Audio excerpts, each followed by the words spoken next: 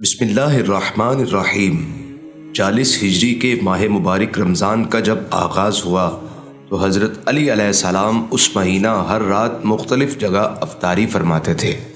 کبھی امام حسن علیہ السلام کے گھر، کبھی امام حسین علیہ السلام کے گھر اور کبھی ابن عباس کے ہاں، اور 3 لقموں سے زیادہ تناول نہیں فرماتے، اور فرماتے تھے خدا کے حکم کا وقت آن پہنچا ہے اور میں چاہتا ہوں بھوکا رہوں، اور حکم الہی کے لیے 1 یا 2 راتوں سے زیادہ نہیں ہے۔ ابن شہر آشوب حسن بصری رحمۃ اللہ تعالی علیہ سے نقل کرتے ہیں کہ امیر المومنین علیہ السلام 19 رمضان کی رات کو بالکل نہیں سوئے۔ یہ رات دوسری راتوں سے مختلف تھی، اور حضرت علی علیہ السلام کے احوال بھی آج کی رات دوسری راتوں سے مختلف تھے۔ حضرت ام کلثوم رضی اللہ تعالی عنہا نے بیداری کی وجہ پوچھی تو جواب میں فرمایا، میں صبح کے وقت شہید کر دیا جاؤں گا۔ ام کلثوم رضی اللہ تعالی عنہا نے کہا، جودہ سے کہیں نماز پڑھائیں۔ امام علیہ السلام نے فرمایا، ہاں، جودہ سے نماز کے لیے کہوں گا کہ جماعت کرائے، مگر اس کے بعد فرمایا، موت سے بھاگنے کا کوئی راستہ نہیں، اور یہ کہتے ہوئے گھر سے باہر نکل آئے۔ اس رات امام علیہ السلام باہر صحن میں آتے تھے، آسمان کی طرف نگاہ اٹھا کر دیکھتے تھے اور فرماتے تھے، خدا کی قسم جھوٹ نہیں بول رہا ہوں، اور مجھ سے بھی جھوٹ نہیں بولا گیا۔ آج کی رات وہی وعدہ کی رات ہے۔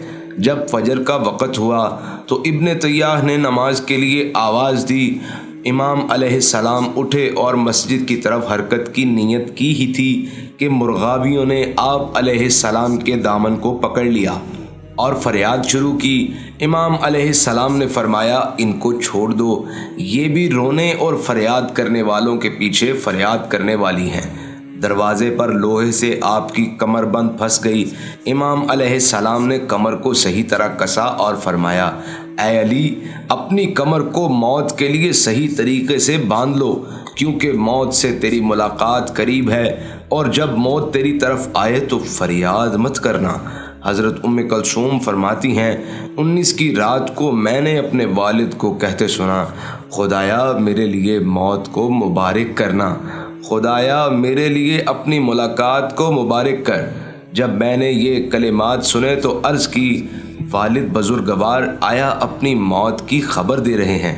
امام علیہ السلام نے فرمایا، بیٹی میں موت کی علامات کو ایک کے بعد ایک دیکھ رہا ہوں۔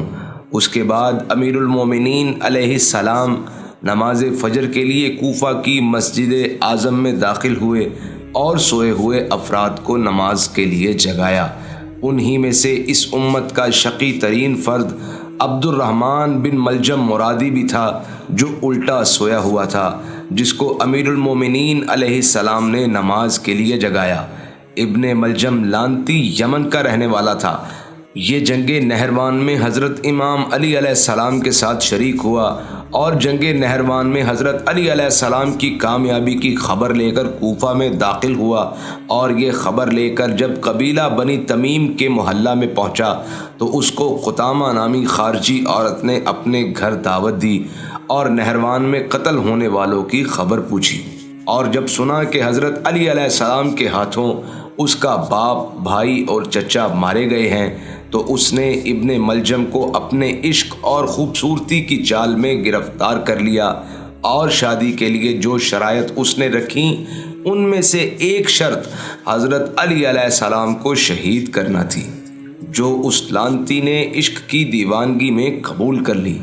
مسجد تشریف لانے کے بعد آپ علیہ السلام نماز میں مصروف ہوئے، اور جب پہلی رکعت کے پہلے سجدے سے سر اٹھایا تو ابن ملجم کے دوسرے دہشت گرد ساتھی شبیب بن بجرہ اشجعی نے تلوار سے آپ علیہ السلام کے سر کو نشانہ بنانا چاہا، مگر اس کا وار محراب کے طاق پر جا لگا، اور ابن ملجم ملعون نے چلا کر دوسرا وار کیا جو آپ کی پیشانی کو لگا، جس سے آپ علیہ السلام شدید زخمی ہوئے۔ حضرت امیر المومنین علیہ السلام نے فرمایا، بسم اللہ و باللہ و علی ملت رسول اللہ فزت و رب الکعبہ، خدا کے نام سے اور خدا کے سہارے اور رسول اللہ صلی اللہ علیہ وآلہ وسلم کی ملت پر رب کعبہ کی قسم میں کامیاب ہو گیا۔ لوگ چلائے کہ ضارب کو پکڑو، صدائیں بلند ہوئیں، کچھ لوگ محراب کی طرف دوڑے اور کچھ عبد الرحمن اور شبیب کو پکڑنے کے لیے مسجد سے باہر نکلے۔ امیر المومنین علیہ السلام محراب مسجد میں زمین پر گر پڑے تھے اور محراب کی مٹی اٹھا اٹھا کر اپنی پیشانی پر ڈالتے اور اس آیت قرآن کی تلاوت فرما رہے تھے۔ ترجمہ: ہم نے تمہیں مٹی سے پیدا کیا اور تمہیں مٹی کی طرف لوٹائیں گے اور ایک بار پھر تمہیں مٹی سے باہر لائیں گے۔ اور اس کے بعد فرمایا خدا کا فرمان آن پہنچا اور سچ فرمایا رسول اللہ صلی اللہ علیہ وآلہ وسلم نے۔ یہی وہ وعدہ تھا جو خدا اور اس کے رسول صلی اللہ علیہ وآلہ وسلم نے ہمیں دیا تھا۔ اس کے بعد جناب ام ہانی کے بیٹے جودہ بن حبیر، جو بعض اوقات امام علی علیہ السلام کی جگہ نماز کی امامت کیا کرتے تھے، بعض روایات کے مطابق ضربت کے بعد انہی نے آگے بڑھ کر نماز پڑھائی تھی۔ جناب میثم تمار رضی اللہ تعالی عنہ سے منقول ایک روایت میں ہے کہ امام علی علیہ السلام نے فجر کی نماز شروع کی تھی اور سورہ انبیاء کی 11 آیات تلاوت فرما چکے تھے کہ ابن ملجم ملعون نے امام علی علیہ السلام کے سر پر تلوار سے ضرب لگائی، یا کچھ روایات کے مطابق آپ سجدے سے سر اٹھا رہے تھے کہ آپ پر وار کیا گیا۔ کچھ روایات یہ بھی بتاتی ہیں کہ ابن ملجم نے امام علی علیہ السلام پر مسجد کے اندر داخل ہونے والے راستے میں حملہ کیا تھا۔ بعض روایات کے مطابق امام علی علیہ السلام جس وقت لوگوں کو نماز کے لیے بیدار کر رہے تھے اس وقت حملہ کا نشانہ بنے۔ نماز سے فارغ ہو کر حضرت امام علی علیہ السلام کو محراب سے صحن مسجد میں لایا گیا۔ امام حسن علیہ السلام نے قاتل کے بارے میں پوچھا تو حضرت علیہ السلام نے ابن ملجم لعین کا بتایا اور فرمایا کہ ابھی لوگ اسے اس دروازے سے اندر لائیں گے۔ ابن ملجم وار کر کے مسجد سے فرار ہو گیا تھا۔ کچھ ہی دیر میں ابن ملجم کو گرفتار کر کے باب کندہ میں سے مسجد لایا گیا۔ امام حسن علیہ السلام نے اس سے پوچھا، اے بدبخت و لعین، تو نے امیر المومنین علیہ السلام کو قتل کر دیا ہے، کیا یہ ان احسانات کا بدلہ ہے جو امیر المومنین علیہ السلام نے تجھ پر ہمیشہ کیے؟ ابن ملجم سر جھکا کر خاموش کھڑا رہا۔ امیر المومنین علیہ السلام نے آنکھیں کھولی اور ابن ملجم سے فرمایا، اے ابن ملجم، کیا میں تیرا اچھا امام نہ تھا اور کیا میرے احسانات بلا دیے جانے کے قابل تھے؟ پھر حضرت علیہ السلام نے اپنا رخ امام حسن علیہ السلام کی طرف کیا اور فرمایا، اے فرزند، اگر میں بچ گیا تو مجھے اختیار ہوگا کہ اسے سزا دوں یا معاف کر دوں، اور اگر اس ضربت کے نتیجے میں چل بسا تو تم اسے قصاص میں قتل کر دینا اور اس کی ایک ضرب کے بدلے میں ایک ہی ضرب لگانا، اور قتل کے بعد اس کے ہاتھ پیر مت کاٹنا، کیونکہ میں نے رسول اللہ صلی اللہ علیہ وآلہ وسلم کو فرماتے سنا ہے کہ خبردار کسی کو مسلح مت کرنا، یعنی ہاتھ پیر مت کاٹنا، اگرچہ کاٹنے والا کتا ہی کیوں نہ ہو، اور اس کے ایام اسیری میں جو کچھ تم خود کھانا اسے بھی وہی کھانے کے لیے دینا، اور جو خود پینا اسے بھی وہی پینے کے لیے دینا۔ سبحان اللہ، یہ امام علی علیہ السلام کی سخاوت تھی۔ اس کے بعد لوگوں نے حضرت علی علیہ السلام کو ہاتھوں پر اٹھایا اور گھر کی طرف لے گئے۔ گھر لے جا کر امام حسن علیہ السلام نے دودھ کا ایک پیالہ پیش کیا جو حضرت علی علیہ السلام نے تھوڑا سا نوش فرمایا۔ پھر امام حسن علیہ السلام کو حکم دیا کہ ابن ملجم کو بھی دودھ کا شربت دیا جائے۔ اس کے بعد کوفہ کے سب سے بڑے طبیب کو بلایا گیا۔ علاج معالجہ جب اس کی سمجھ سے باہر ہوا تو اس نے حضرت علی علیہ السلام سے عرض کیا کہ آپ اپنی وصیت فرما دیں، اب بات ہماری پہنچ سے نکل چکی ہے، اس شکی کی ضربت اپنا کام کر گئی ہے۔ ابن ملجم نے وہ تلوار 1000 درہم میں خاص اس مقصد کے لیے تیار کروائی تھی اور 1000 درہم سے اس کو زہر میں بجھایا تھا۔ اس کے بعد آپ علیہ السلام نے جناب حسن و حسین علیہم السلام اور محمد حنفیہ اور دوسرے تمام بیٹوں کو جمع فرمایا، حتیٰ کہ چھوٹے بچوں کو بھی، اور اس کے بعد وصیت فرمائی، اور وصیت کے آخر میں فرمایا، اے میرے بیٹو، لوگوں کے ساتھ اس طرح معاشرت اور زندگی کرو کہ جب تم غائب ہو جاؤ تو لوگ تمہاری زیارت کے مشتاق ہو جائیں، اگر دنیا سے گزر جاؤ تو تمہارے مر جانے پر روئیں۔ اے میرے بیٹو، انسانوں کے دل اس منظم اور مرتب فوج کے مانند ہیں جو اپنی مودت اور محبت کے ذریعے ایک دوسرے کو اپنی طرف جذب کر کے ایک دوسرے کی ترقی اور نجات کے باعث بنتے ہیں۔ یہی حالت نفرت اور بغض میں بھی ہے۔ اگر کسی سے پہلے کی شناخت اور پہچان کے بغیر محبت ہو جائے تو آئندہ کی دوستی پر امید رکھو، اور اگر کسی سے پہلے کی پہچان کے بغیر نفرت ہو جائے تو اس سے احتیاط کرو۔ جناب محمد بن حنفیہ کہتے ہیں، 21 رمضان کی رات آن پہنچی، رات بھی بہت تاریک تھی، اور آج دوسری رات تھی کہ ہم سب اپنے والد بزرگوار کے اطراف میں جمع تھے۔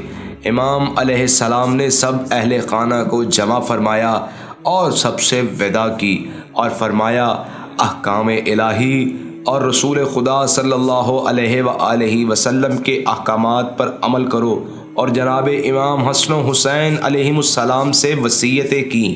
تلوار کے زہر نے آپ کے سارے بدن پر اثر کر دیا تھا۔ آپ کی حالت اس کے بعد سنبھل نہ پائی، اور آپ علیہ السلام نے شب جمعہ 21 رمضان المبارک 40 ہجری قمری کو شربت شہادت نوش فرمایا۔ آپ کی شہادت سے کوفہ غرق ماتم ہوا، کوچہ و بازار سے رونے کی آوازیں بلند ہوئیں، لوگ گروہ در گروہ حضرت امام علی علیہ السلام کے گھر کی طرف آنے لگے اور بلند بلند گریہ و زاری کرنے لگے، اور بالکل اسی طرح شہر میں سوگ اور صف ماتم بچھ گئی جس طرح پیغمبر اکرم صلی اللہ علیہ وآلہ وسلم کی وفات پر صف ماتم بچھ گئی تھی۔ آپ علیہ السلام کا جنازہ کوفہ جیسے بڑے شہر میں موجود تھا۔ خارجیوں کے علاوہ شہر کے جتنے بھی لوگ تھے، سب کی خواہش تھی کہ وہ حضرت علی علیہ السلام کے جنازہ میں شرکت کریں، اور وہ جناب علی علیہ السلام کے غم میں گریہ و زاری کر رہے تھے۔ 21ویں رمضان کی رات امام حسن علیہ السلام، امام حسین علیہ السلام، محمد بن حنفیہ علیہ السلام اور جناب ابو الفضل عباس علیہ السلام اور چند مومنین، شاید 6-7 آدمی تھے، انہوں نے رات کی تاریکی میں مولا علیہ السلام کو غسل و کفن دیا، اور جناب امام علی علیہ السلام کی معین کردہ جگہ میں رات کی تاریکی، تنہائی اور خاموشی میں آپ کو آہوں، سسکیوں اور آنسوؤں کے ساتھ دفن کر دیا۔ اس جگہ پر کچھ انبیاء کرام بھی مدفون تھے۔ جب دوسری صبح ہوئی تب لوگوں کو علم ہوا کہ جناب ابو تراب علیہ السلام دفنائے جا چکے ہیں، لیکن آپ کی قبر اطہر کے بارے میں کسی کو علم نہ تھا۔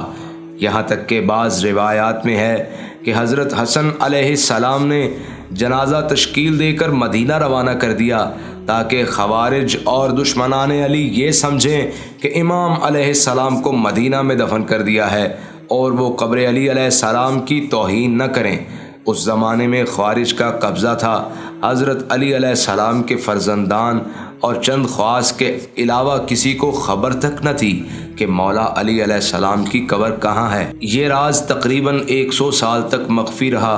بنی امیہ چلے گئے اور بنی عباس آ گئے۔ اب یہ خطرہ ٹل گیا۔